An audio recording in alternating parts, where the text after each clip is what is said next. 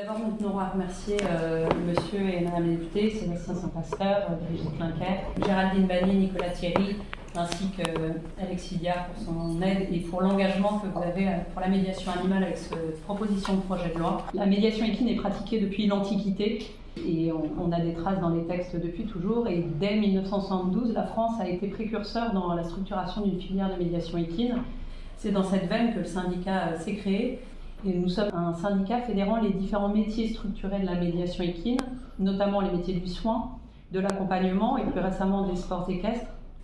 Et c'est tous ensemble, sur la base de nos connaissances quotidiennes et approfondies des réalités du terrain, que nous avons participé à l'élaboration de ce projet de loi avec vous, en apportant notre expertise et soulignant les risques et en cherchant à défendre une filière qui est transdisciplinaire et qui fait face à des dérives que nous connaissons trop bien. Il faut savoir que les bénéfices de la médiation équine sont étayés dans le monde entier depuis les années 50 par des milliers de travaux universitaires qui sont partagés chaque année dans les congrès nationaux et internationaux.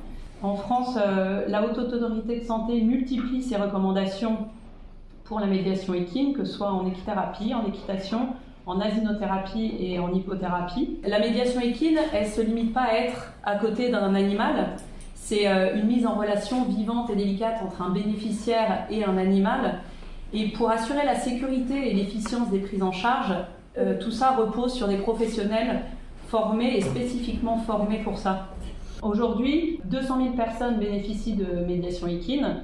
Et par exemple, dans le seul domaine du soin, dans la branche thérapie, il y a 14 800 patients environ qui sont pris en charge par an pour seulement 1200 professionnels formés spécifiquement. Ça veut dire que la moitié des bénéficiaires de médiation équine thérapeutique sont suivis par des professionnels dont la qualification est peu ou pas établie. Faute de réglementation, toutes sortes de pratiques voient le jour, parfois des praticiens sans formation ni équestre ni dans l'accompagnement de publics fragiles. C'est pourquoi nous, praticiens qualifiés, on attend beaucoup de cette réglementation et de la réglementation de nos pratiques pour assurer la sécurité des bénéficiaires, pour garantir le bien-être des équidés et aussi pour faire reconnaître la qualité de nos formations et le haut niveau de savoir-faire de nos praticiens qui est envié dans de nombreux pays. On est assez précurseurs et nous apportons tout notre soutien en même temps que toute notre vigilance aux travaux parlementaires qui s'engagent aujourd'hui. Merci.